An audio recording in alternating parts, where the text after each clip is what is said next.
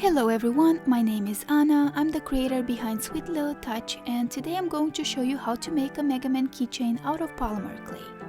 If you don't know who Megaman is, I'll try to tell you a bit about him while I show you my process. Let's start by preparing our polymer clay. I'm going to list the colors I used on screen alongside the quantities needed, so feel free to pause. Here I'm mixing the 2 grams of white clay and 1 gram of beige with a small amount of red just to get the skin tone for the face and shape it into a sphere. Next, I'm going to focus on the helmet. You want to make sure you condition the clay very well by mixing it. This will make working with it easier and prevent the clay from cracking during the baking stage. Once I condition my blue clay, I slowly squish it between my fingers to form a flat piece, about the thickness of a penny or about 1/8 of an inch. Previously, I had used my X-Acto knife to cut out the shape of the helmet, but I found that just shaping it with my fingers works best. It just takes a bit of trial and error. I also use my thumb as a guide to shape around. Megaman is Capcom's iconic blue bomber, although this helmet here looks more like Darth Vader. Luke, I am your father. Now let's put Megaman's head into his helmet. Did you know that in the first game, Megaman was actually called Rockman? This was a reference to rock music, which also reflects on the main sport character, Roll, so you get rock and roll when they work together. Here, I'll be using my X-Acto knife to cut out the helmet excess on my babushka-looking Megaman, and then I'll start working on the body. It's okay if the helmet looks a little rough in the back, as we will come back and retouch it a bit later.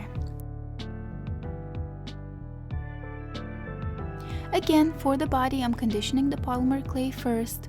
I'll shape the body like a triangle in the front, and once I attach the head, I will flatten it in the back to look more like a rectangle. So, triangle in the front, rectangle in the back. Next, I'm placing the white of the eyes. I haven't measured this clay, so I'm just taking 2 small pieces, making sure they match in size, work them into spheres, and flatten them gently before applying them on the face. Here's what he looks like so far. Before working on the arms and legs, I will condition the clay and shape it into spheres, as that will help us with the next step. I use my right thumb and the tips of my pointers to shape the spheres into little cones. You want them to kind of look like tiny birthday hats. I'll take a moment here to show you my 3 beautiful cats, as they are the reason why I'm doing a quick cleaning here with rubbing alcohol and a Q-tip. My cats love rubbing against me while I'm working, so they end up leaving their fuzz behind. Before we start placing the arms and legs, we need to make his right booster. I'm using this ballpoint tool to make a hole in the booster, and I will fill it up with a small amount of red clay to reproduce the fire coming out. Next, we need to make the earpieces. You've already heard me say this so many times, but I can't stress enough how important it is to condition the clay. I shape the earpiece into a sphere, and I make a hole with the same ballpoint tool, add some red, and repeat on the second piece. While researching Megaman, I found out that he was based on Astro Boy. For those who don't know, Astro Boy is the first popular animated Japanese TV series that illustrated the aesthetic that later became known worldwide as anime. I'm using the last piece of teal to make the helmet accessory that goes on top.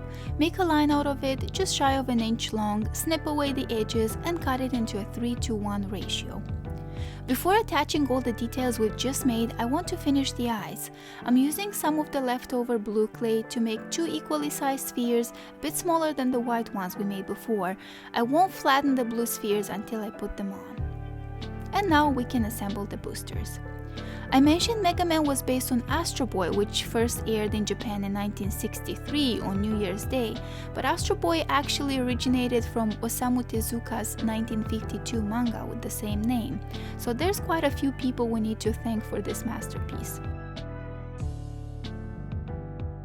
Here, the back of the head looks a bit rough, so I'm adding a little extra blue clay and working it in with a soft tip silicone tool. Now that that's done, we can attach the earpieces and the ridge on the top of the helmet. While Keiji Inafune is considered Megaman's father, it was Inafune's mentor, Capcom's senior member Akira Kitamura, who laid out the basic concept first. Here I'm using a tiny piece of black clay to make a thin line for the mouth. This is what he looks like.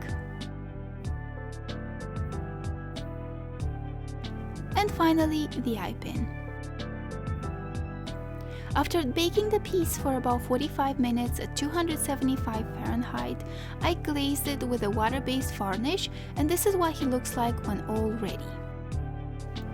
I filmed this tutorial a while back, so I don't use that varnish anymore. I switched to UV resin instead. Maybe I'll show that in a future video. I also wanted to say this is my first time attempting a tutorial, so please be kind and let me know in the comments if you have any questions.